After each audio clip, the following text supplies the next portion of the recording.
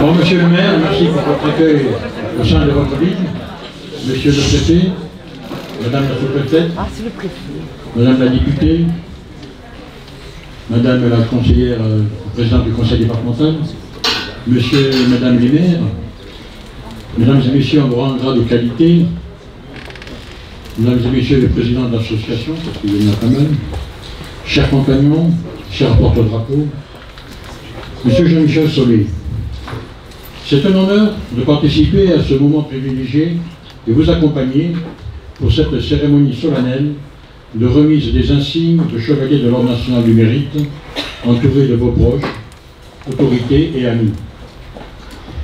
Nous participons au cœur de votre célèbre commune, pour vous, monsieur le maire, à un moment d'une grande solennité, puisqu'il s'agit de vous porter officiellement la marque de la reconnaissance de la République française.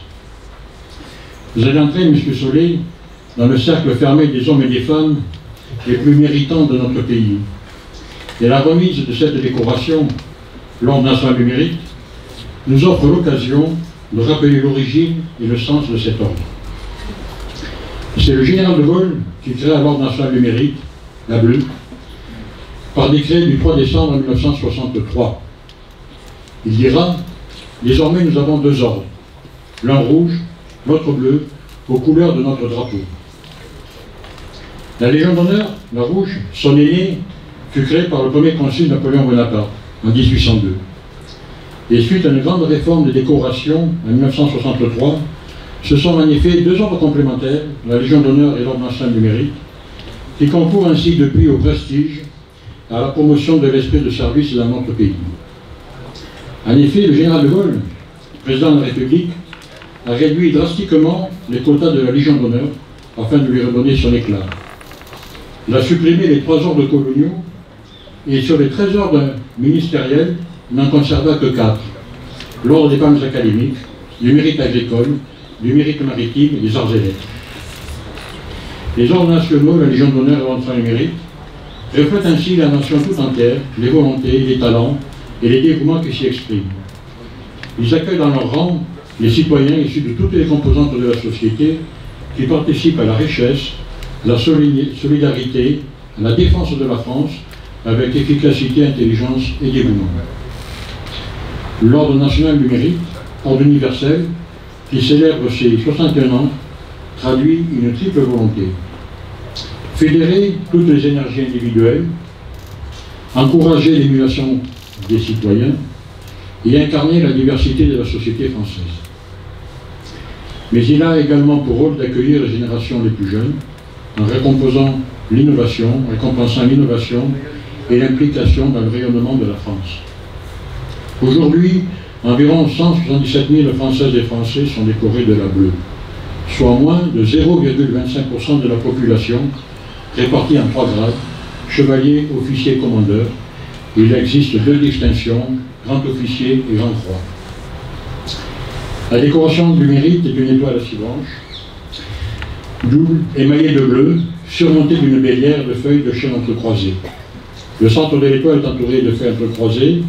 L'avers présente l'effigie de la République avec cette exergue République française et le revers, 2 drapeaux en tricolore avec l'inscription Ordre national du mérite et la date du 3 décembre 1963. En maintenant 61 années d'existence, l'Ordre national du mérite a conquis une place à part entière dans la société française. Être admis dans cet ordre confère un prestige moral et une marque d'honneur dégagée de tout intérêt matériel.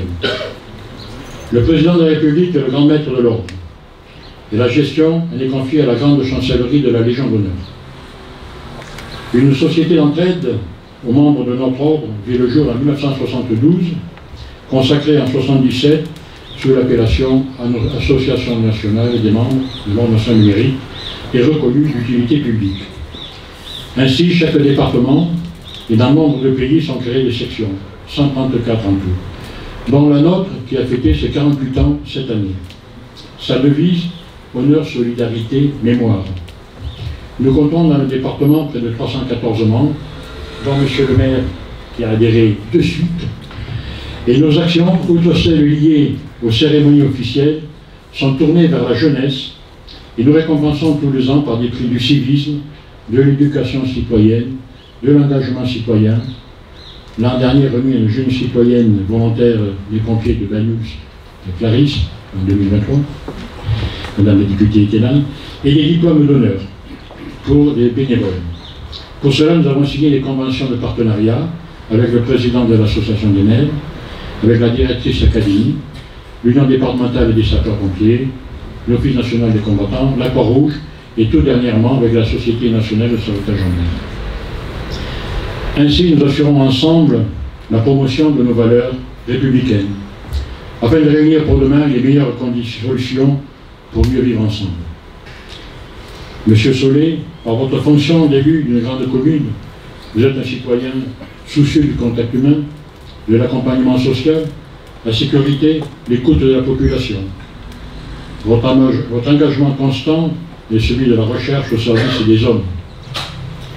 Au nom de tous les compagnons du département, acceptez nos chaleureuses félicitations et soyez fiers de recevoir en présence du drapeau de l'ordre cette distinction hautement méritée. Le prestige d'un ordre tient avant tout de la valeur de ses membres. C'était les paroles du grand chancelier, le général d'armée Georges Lain, malheureusement décédé tragiquement dans les Pyrénées l'an dernier. Je vous remercie de m'avoir accordé cette intervention et je donne maintenant la parole à votre parent du 2e ordre national, monsieur le préfet des Pyrénées-Orientales.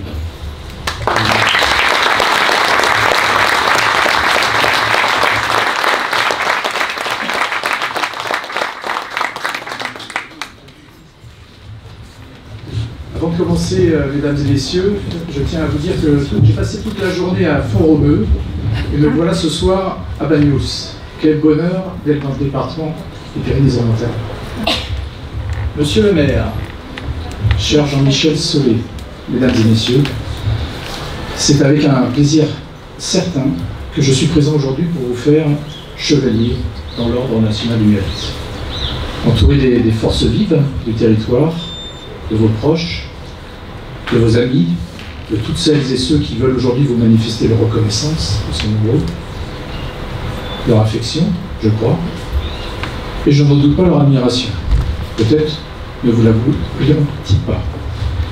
Une remise de médailles, qui plus est un insigne de la grande chancellerie, comme il a été dit, constitue toujours un moment particulier, solennel, certes, chargé d'émotion, à l'heure de rappeler le parcours de l'intéressé.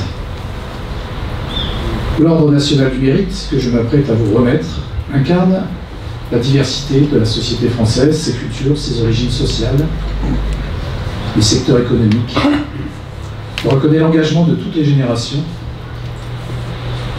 Comme pour la Légion d'honneur, l'Ordre national du mérite garantit une égalité d'accès, afin que tout citoyen méritant, quelle que soit sa place dans la société, puisse être reconnu par la nation. Une telle distinction se mérite. L'Ordre national du mérite est une institution républicaine, née au cœur du XXe siècle, comme il a été dit, en 1963 exactement. La demande du général de Gaulle, c'est le second ordre national après la Légion d'honneur. Il a donc pour vocation de récompenser des mérites distingués, d'encourager les forces vives du pays qui doivent donner valeur d'exemple. Ce moment devra rester un moment essentiel pour vous, cher Jean-Michel Solé. Par décret du président de la République du 7 juin 2024, sur proposition du ministre de la Transition écologique et de la cohésion des territoires, vous avez été désigné pour recevoir cette belle distinction, signe d'un engagement indéfectible pour notre nation. C'est aussi personnellement un moment que j'accueille avec grande émotion, à titre personnel, et j'ai été très touché et honoré que vous m'ayez choisi comme parrain pour vous remettre cette médaille.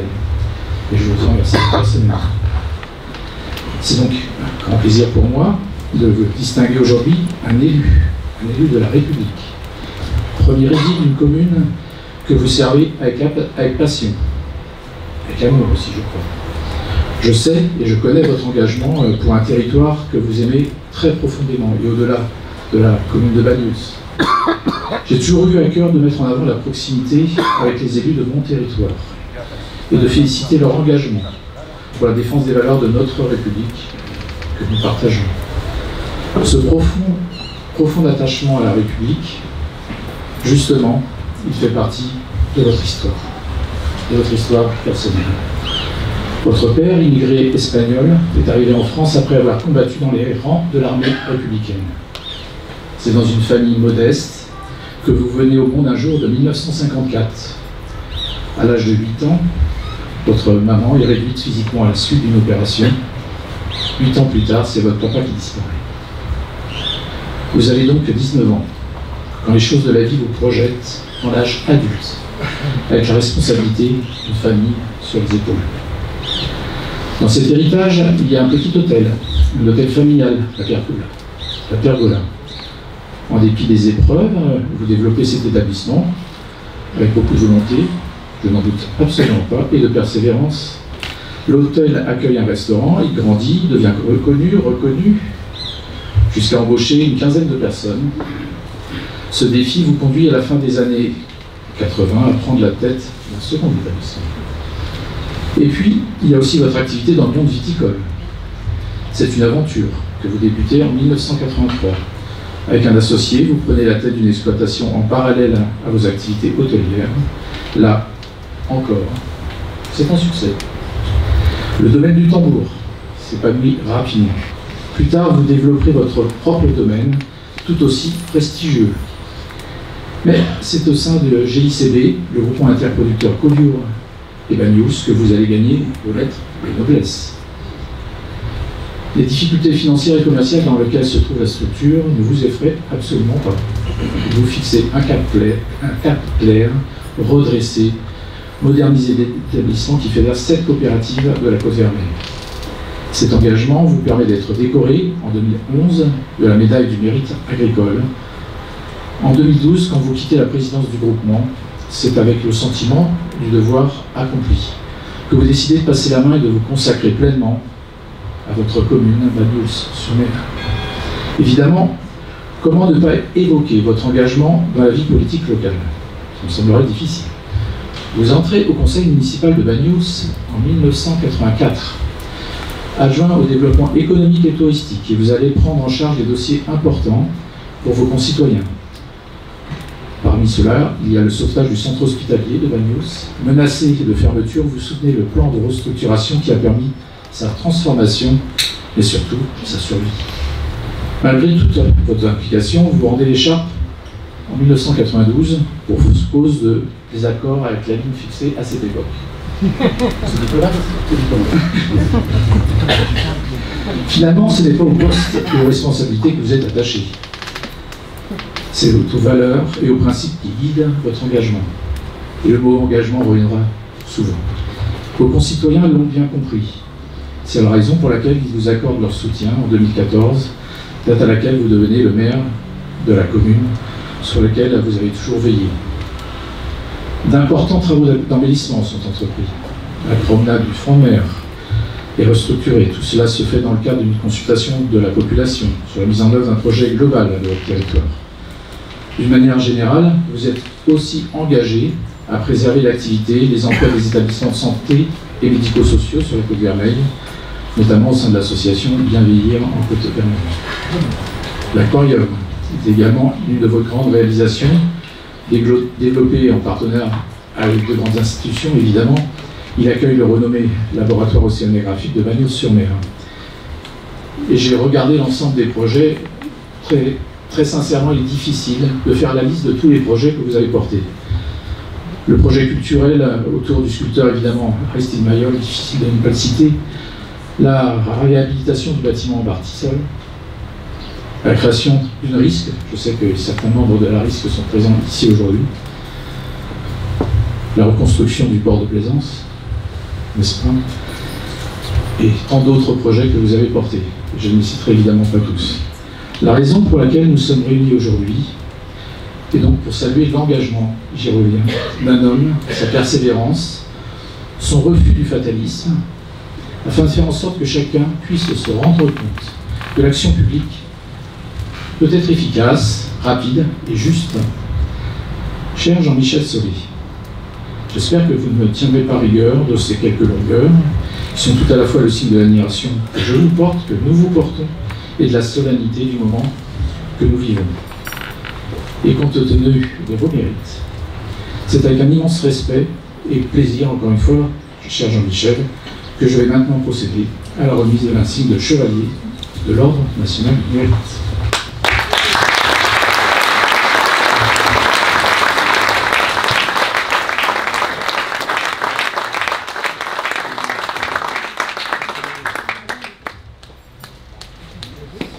Monsieur Jean-Michel Solé, au nom du Président de la République et en vertu des pouvoirs qui nous sont conférés, nous vous faisons chevalier de l'Ordre national du mérite.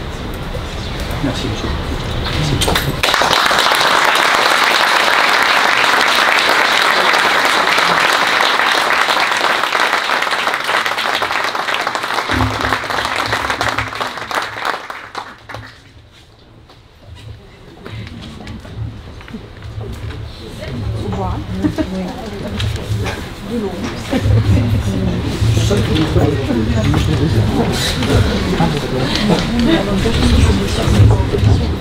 Monsieur le préfet Thierry Brunier, je tiens à vous remercier personnellement d'avoir accepté d'être mon parrain pour cette remise de cette médaille. Madame la députée Michèle Martinez, enfant de Banus, je suis heureux de votre présence aussi, sachez-le. Madame la sous-préfète, merci de vous avez fait le déplacement. Monsieur le colonel Lycée, président de l'Association nationale des membres de l'Ordre national du mérite, section des Pyrénées-Orientales. Je salue Christophe Manas, qui représente la présidente du conseil régional. Merci Christophe, ça me fait vraiment plaisir que tu sois là. Madame la présidente du conseil départemental, chère Jean-Michel. Monsieur le président de la communauté des communes, Antoine Parra, maire d'Argelès, ravi Antoine aussi que tu participes à cette cérémonie. Mesdames, Messieurs les maires, est-ce que je vais vous risquer à les citer? Oui, parce que je suis quand même très touché que ce soit là. Yves Portex, Christian Gros. J'ai oublié ça, c'est un peu l'émotion. C'est un ami. Grégory Marty, et puis Julie Sens, qui est notre conseillère départementale. Et Nathalie Rodon-Canal, je te cite comme ça. En tout cas, merci d'être venus. Mesdames, Messieurs les élus, bien entendu. Mesdames, Monsieur Serge Payeres, président de l'association de l'Union des villes portuaires et président du Parc Marais, et cher ami, très sincèrement Serge. Mesdames, Messieurs les représentants des anciens combattants, Mesdames, Messieurs les représentants des corps constitués, Mesdames, Messieurs les représentants des forces de l'ordre, Mesdames, Messieurs les représentants des sapeurs-pompiers, Mesdames, Messieurs les représentants des associations, Mesdames, Messieurs les représentants des personnels municipaux et de l'intercommunalité, je salue Madame la directrice générale des services qui est ici.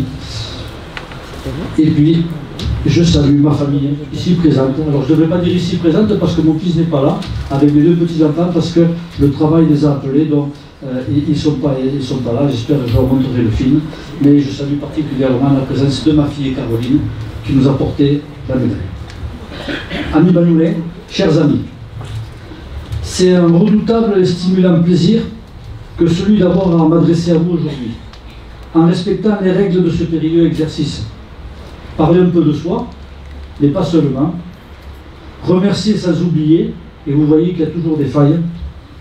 Ce qui est très important, tellement les personnes présentes ici sont encore dans ma vie et font partie de mon histoire. Ce qui peut être un sujet faible et ennuyeux, vous retracez les grands moments de ma modeste carrière professionnelle, de mon parcours de citoyen engagé. Et surtout, et je m'adresse à mon conseil municipal, être bref. Ceux qui me connaissent bien savent que ce n'est pas une de mes vertus cardinales. Et pourtant, je vous assure que je vais essayer. Il faut d'abord, Monsieur le Préfet, vous remercier.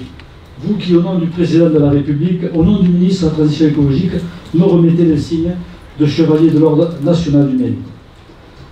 Sachant que Monsieur le ministre a attribué la même distinction à Monsieur Yves Desdevises, directeur de l'Observatoire du laboratoire Argo, et je trouve que c'est un beau clin d'œil entre maire et le directeur du laboratoire Argo, parce que nous travaillons extrêmement bien ensemble. Nous avons eu le bonheur de recevoir Monsieur le ministre Hervé Berville à Bagnous pour l'inauguration des travaux de réhabilitation de notre port de Plaisance. Port, je le rappelle, qui a été fortement subventionné par la région, par l'État et particulièrement par l'ADEME, pour ses ouvrages innovants qui préservent la biodiversité. C'est le premier, c'est pas le seul, mais ça a été le premier port classé, port propre, port préservant la biodiversité. Vous qui avez accepté, monsieur le préfet, d'être mon parrain et officier dans cette mairie, vous qui avez fait le déplacement, et deux fonds romeux, sachez que cela me touche énormément et m'honore. Et puis je tiens à dire que j'ai beaucoup de plaisir à vous rencontrer et à échanger avec vous.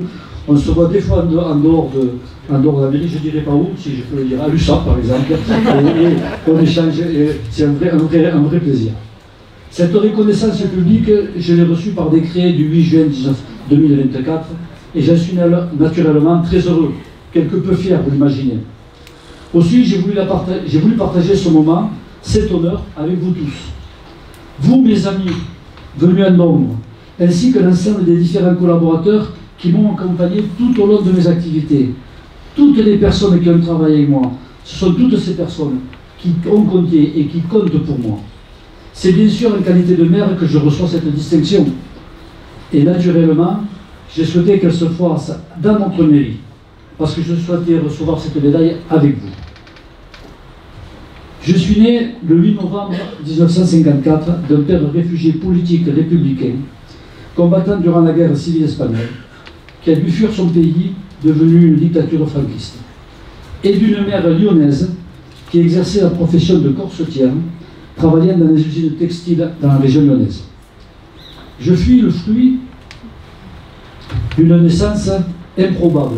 Mes parents m'ont eu très tard, tardive, inespérée, mais désirée. J'ai eu des parents aimants et attentionnés qui ont toujours voulu pour moi le meilleur.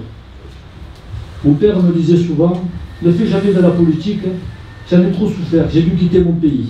Comme quoi, on n'écoute pas toujours ses parents, mais heureusement que mes petits-enfants ne sont pas là. Voilà. Le message est passé. Mes parents avaient à force de travail réalisé leur rêve, créé un petit restaurant devenu un petit hôtel, la Pergola, comme ça a été cité. Après avoir vécu une des enfances les plus heureuses, j'ai connu une adolescence et une jeunesse plutôt difficiles, très perturbées par la santé de mes parents. À mes 8 ans, ma mère a fait une BPJ qui l'a rendue très handicapée, réduisant considérablement sa motricité et surtout lui supprimant l'usage de la parole. Elle est devenue aphasique. Pour l'enfant que j'étais, ce fut une épreuve rude, pas simple. Les problèmes ne s'arrêtèrent pas là, à ce malheur, puisque mon père décéda à l'âge de 56 ans, me laissant, avec mes 19 ans, la charge de l'établissement et surtout la difficile mission de veiller sur ma mère, qui devint alors ma première fille. Tant j'ai dû l'accompagner dans son handicap. J'ai eu la chance de rencontrer une personne formidable, dont je suis tombé amoureux, elle est là, qui devient ma femme. Et nous avons fondé une famille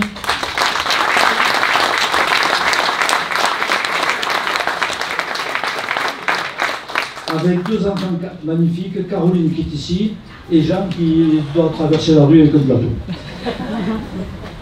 Sans elle, j'aurais sombré. Elle a été pour moi mon moi. C'est d'elle que je puise ma force, mon énergie. Elle est à la fois mon Jiminy, ma conscience et ma motivation. Et je peux citer mon épouse, je vous l'ai montré depuis 48 ans. Parallèlement à cette vie déjà bien occupée, je m'implique pleinement dans la vie locale. J'aborde la politique avec curiosité, celle d'un jeune homme plein d'envie, avec mes certitudes de la jeunesse de pouvoir changer et d'améliorer ma vie. Je fus élu par 2 fois en qualité d'adjoint au maire, chargé du tourisme sous les mandats de M. Jean Red, maire bâtisseur, avec lequel nous avons partagé les mêmes passions durant ces mandats. J'évoque cette période intense, captivante, tellement empreinte de rencontres, de devoirs, période forte dans l'engagement, une découverte pour moi, un apprentissage du collectif. Et je l'avoue, avoir redécouvert mon village, que la jeunesse et le tourbillon de la vie avaient fait quelque peu mettre en pause. Ce village, tellement attachant, fait de femmes et d'hommes parfois rudes, au caractère bien trempé, mais aux valeurs fortes, essentielles, rares, traditionnelles, pleines de générosité et de fraternité. Ses habitants m'ont appris le respect d'autrui, la bienveillance, le juste et le beau. Cette ville, ma ville, notre ville, m'a surtout appris que l'engagement au service des autres était tellement gratifiant, une forme d'émancipation, un dépassement de sa propre personne. Mon commerce tellement prenant, ma famille tellement essentielle à mon équilibre, quelques interrogations et je deviens diplomate, m'ont fait prendre un certain recul sur mon engagement municipal. Un autre défi me tentait, celui d'une reconversion professionnelle, dans un monde qui ne m'était pas étrange, celui de la viticulture. J'avais eu la chance de partager un bout de chemin avec mon vieil ami Rémi. J'ai tenu à ce qu'il soit là-bas. Mon beau-frère à ce moment-là, et une personne qui a beaucoup compté pour moi, avec qui on a partagé beaucoup de misère. Rémi ? Beaucoup. C'est ainsi que, plein d'envie et de motivation, j'ai créé mon propre domaine agricole. Simple coopérateur, je me suis investi dans la gestion de la cave, d'abord comme membre du bureau, puis j'en suis devenu président. C'est une aventure très chronophage et captivante que la présidence d'une telle structure, avec un chiffre d'affaires important et beaucoup de salariés. C'est surtout une responsabilité extrême, tant vos décisions influent sur le revenu direct des adhérents, et vos actions ont un impact sur nos paysages, sur notre environnement. C'est une expérience, croyez-moi, dans un contexte de crise des vins naturels, de mévente des vins en général, où la pression des banques, l'équilibre des comptes remplit votre quotidien. Cela a été pour moi un nouvel apprentissage, celui de la négociation avec nos financeurs, avec les syndicats, celui des explications et du partage des difficultés avec nos vignerons. Et j'y tenais à ce qu'on puisse avoir les mêmes soucis. Je me dis, il n'y a pas de raison que toi tu ne dormes pas et que je dors tranquille. Donc il faut qu'on partage un petit peu toutes les difficultés qu'on avait. Celui d'être contraint de mettre en place un plan de redressement qui nous a imposé des licenciements. Nous avons certainement pas tout réussi. D'autres n'ont pas fait mieux. En conscience, j'ai fourni le meilleur et pris des décisions difficiles. Et je remercie les personnes courageuses qui m'ont soutenu durant ces 8 longues années de présidence. Je veux rappeler toutefois que nous avons pratiquement retrouvé l'équilibre de nos comptes et que nous avons construit une nouvelle cave centralisatrice au Mas Ventoux, sous ma présidence. Une cave moderne et innovante, 12 millions d'euros, avec sa propre station de traitement des effluents. Ceci grâce à des subventions très importantes de 50% État-région. Et il est reconnu à présent que sans la construction de cette cave centralisatrice, le GICB n'existerait pas à présent, tellement les conditions de travail des personnels, leur sécurité et les difficultés à faire de jolis vins étaient remis en cause, dues à la vétusté de notre vieille cave à la Bagnolenque. L'envie, j'en parlais dehors, toujours cette envie de rendre à cette ville tout ce qu'elle m'a apporté. Le sentiment inachevé a fait que l'appel de la politique m'a rattrapé. C'est donc avec une équipe d'amis, de personnes qui ressentent les mêmes désirs, que nous avons été élus en 2014 à la tête de la ville. Être maire de Banyuls, c'est une responsabilité lourde. Parfois une charge, diront certains, mais pour moi une vraie fierté, un engagement, pratiquement un sacerdoce. Être maire pour nous, et je parle au nom de l'ensemble de mes amis du conseil municipal, c'est faire et agir. C'est le mandat d'élu qui demande le plus, mais qui donne le plus, voyant les projets se concrétiser. En 10 ans de mandat, avec 2 conseils municipaux extrêmement motivés, empreints de cette culture et conformément à notre tradition, en vraie équipe de rugby, soudés, parfois dire mal, toujours solidaires, porteurs de nos valeurs, nous avons transformé cette ville. Ceux qui connaissent l'histoire locale peuvent attester que le travail accompli, que le travail consenti a été immense.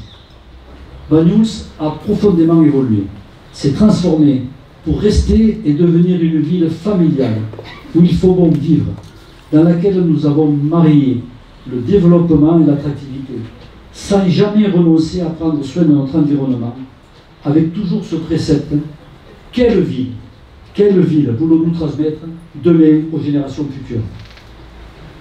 Dans la multitude des projets que nous avons imaginés et réalisés, j'en citerai certains qui me tiennent particulièrement à cœur. Je ne vais pas faire la liste, monsieur le préfet, parce qu'il fait chaud, mais quand même, quelques-uns. La refonte complète de notre fond de mer, du Cap d'Aude jusqu'au bout du port.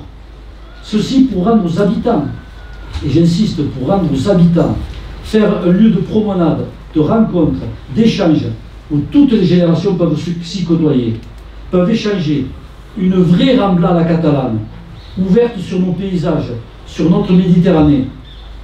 Et ce qui n'est pas non plus négligeable, faire vivre le commerce, recevoir dignement nos visiteurs.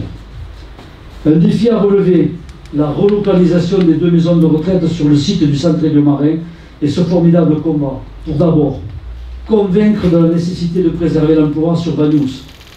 Et je dois avouer combien nous avons été soutenus sans faille, et avouer n'est pas le mot, je dois me féliciter par les services de l'État et les politiques locaux, dont la secrétaire d'État Ségolène Neville. Puis, place au travail de concertation. D'abord avec l'association en charge de la gestion de l'établissement. Il a fallu les convaincre de rester, eux qui avaient déjà programmé leur départ. Leur dire combien ils étaient désirés à Banyuls, qu'ils ne pouvaient partir. L'enjeu pour la ville était de taille, vu l'importance historique de ce lieu. 140 années de soins aux enfants, aux patients handicapés, et c'est 220 emplois pour la ville de Banyuls-sur-Mer. Nous avons dû, pour les garder, reconstruire, construire et financer, en partie avec l'aide de l'État, un chemin important pour rendre cette zone constructive. Et ce fut le fruit de ces efforts, et la construction de la masse, et le fruit de ces efforts, c'est que la construction de la masse est bien terminée, et le chantier des 2 maisons de retraite a commencé. Ce sont 800 000 € que la commune a financé pour faire ce chemin. Puis, par obligation, parce que ne croyez pas que le matin on s'est levé, on dit on va casser le port, on va le refaire. Par obligation, nous avons investi massivement pour la mise en sécurité de notre port obsolète et dangereux. Et je le répète, obsolète et dangereux. À un port exemplaire qui s'est reconstruit en préservant la biodiversité, toujours avec l'aide massive de l'État et de la région.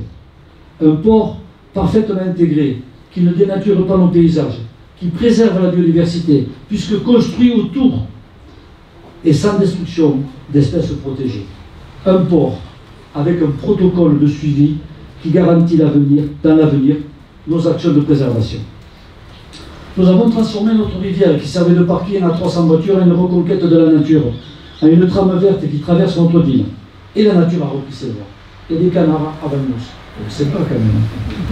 Nous avons engagé la rénovation énergétique de nos écoles et le changement de nos éclairages publics, trop énergivores, en des systèmes LED, et les travaux sont en cours. Nous avons engagé notre mandature sur la démarche ODD, Objectif Développement Durable, et formé nos personnels et élus afin de raisonner collectivement ODD dans la réalisation de nos projets. Nous engageons quantité d'actions en partenariat avec l'Observatoire et Laboratoire Agro dans l'analyse des déchets abandonnés, dans l'installation de start-up, dans la transmission aux générations futures des bons gestes. Un travail de sensibilisation extrêmement important. Je voudrais citer nos actions auprès des associations, le travail que font nos comités de quartier, nos investissements pour la culture, pour le sport. Alors, je lis sur le journal officiel que je suis nommé au grade de chevalier de l'Ordre national du PMI. Une grande émotion m'envahit, de la fierté et un questionnement. Ensuite, je dis mes premières pensées vont à ma famille, en particulier, et j'ai beaucoup insisté, à mes parents, à mon père, qui était tellement fier lorsqu'il a été naturalisé comme citoyen français. Lui, le républicain espagnol, chassé de son pays par le franquisme. L'Ordre national du mérite a pour définition et pour vocation de récompenser, d'honorer des actions qui sont le résultat d'un engagement personnel au service de l'intérêt général. Ce dont je suis sûr, c'est que cette récompense, je n'aurais jamais pu y accéder sans le fruit d'un travail, d'un engagement collectif. Je veux la dédier à ma famille, en premier, car sans leur soutien, leur compréhension de mes absences dues à mes obligations d'élu, les départs précipités, les sorties que nous partageons ensemble annulées, et la férocité parfois de la vie d'élu, avec la nouveauté des réseaux sociaux, où tous ces sachants disent tout et n'importe quoi, sans filtre et sans retenue, souvent ignorant des conséquences pour nos proches. En tout cas, je tiens à les remercier pour votre amour et pour votre soutien. Ce dont je suis sûr aussi, c'est que chacune des personnes que j'ai eu la chance de rencontrer dans mes différentes fonctions ont contribué à ce qu'aujourd'hui je vis de ce moment si particulier. Je n'oublie pas l'ensemble des personnes qui ont partagé avec moi cette vie exigeante de restaurateur. Je vois qu'il y a Raymond qui est par ici, il y a aussi Sébastien. Je vous remercie de tout cœur de m'avoir supporté, de m'avoir accompagné, de m'avoir parfois éclairé de vos conseils et surtout de votre travail. Enfin, je suis persuadé que mon investissement personnel n'a finalement pas de sens, de valeur, qu'à travers le quotidien et l'ensemble des acteurs engagés dans l'action publique. La fonction d'élu et le fonctionnement de nos mairies a beaucoup évolué depuis quelques décennies. Nos citoyens sont en demande de toujours plus de services. Les lois de décentralisation nous ont donné plus de missions, en nous en privant d'autres, tout en réduisant également nos ressources. Un maire n'est rien sans les fonctionnaires territoriaux, qui ressentent parfois comme ingrates les situations devant lesquelles ils sont placés. Je partage aujourd'hui avec eux et avec amitié cet hommage. Les métiers des agents des collectivités locales qui assurent une mission notable de service public sont en contact avec les administrés. Ils doivent répondre à leurs préoccupations, à leurs problèmes. Tous les services sont sollicités, du CCAS à l'état civil, au service administratif, à l'office du tourisme, au port et au service technique. Ils sont souvent et toujours en première ligne. Souvent seuls garants du dialogue républicain, ils sont parfois les seuls remparts de notre démocratie. Je reçois donc cette médaille et la partage avec vous. Avec vous, souvent les oubliés, vous les invisibles soldats qui m'aidaient, qui m'accompagnaient, vous qui exercez ce rôle de proximité si apprécié. Vous êtes un des piliers de notre République, de notre vivre ensemble. À ce moment de mes remerciements, j'insiste sur le rôle primordial des élus qui m'entourent, dont je loue la loyauté, la fidélité et leur amitié. Ils ne comptent jamais leur temps, s'engagent dans des projets ou simplement dans le quotidien des tâches que gère la collectivité. Les écoles, ils sont auprès des associations, dans l'organisation d'une manifestation culturelle ou festive. Ils nous représentent dans les syndicats, ils m'accompagnent et siègent dans les différentes commissions de la communauté des communes. Et bien sûr, dans plein d'autres organisations. Ils s'engagent au nom de la commune. Ils sont indispensables au bon fonctionnement de la ville. Je réitère que c'est grâce à votre investissement au service de nos citoyens et grâce à la qualité de votre travail que je suis là ce soir, honoré. Je m'autorise enfin une parenthèse plus personnelle. Je pense qu'elle va m'en vouloir, c'est certain. Tellement elle se veut discrète, en associant Michel, mon épouse, à mes remerciements. C'est probablement celle qui connaît le mieux le revers de la médaille. C'est donc à elle que revient assurément le grand mérite. Sans sa compréhension de mes horaires à rallonge, sans son attention permanente à mes allures, à mes tenues vestimentaires. Je ne dirai pas plus. Et elle m'avait dit, on ne va pas comme ça. Oui. Sans son organisation de la famille, sans son soutien quand l'envie s'étiole, sans son amour si précieux depuis près de 50 ans, je ne serais pas le même homme et il n'y aurait probablement pas de médaille. Je vous remercie d'être venus si nombreux ce soir, amis proches, personnels municipaux et toutes les personnes que j'ai côtoyées durant ma vie de Bagnolet. Cette médaille engage celui qui la reçoit. Elle est le fruit d'un travail en commun, motivé par le but de rendre la vie meilleure à nos habitants, de préserver notre patrimoine commun et ce superbe village de Bagnos. Je peux vous affirmer que je puise toute ma force, ma détermination à bien faire, à travers vos témoignages de sympathie et votre soutien. Je sais qu'ensemble nous pouvons aller plus loin, avec cette force, avec cette envie de bien faire, de créer, de construire encore et encore de beaux projets. Quitte mes amis élus, à serrer encore un peu les dents. Le chantier n'est pas encore terminé, La route est ouverte. Il faut garder le cap. Personnellement, j'y suis résolu. Un grand merci à vous tous.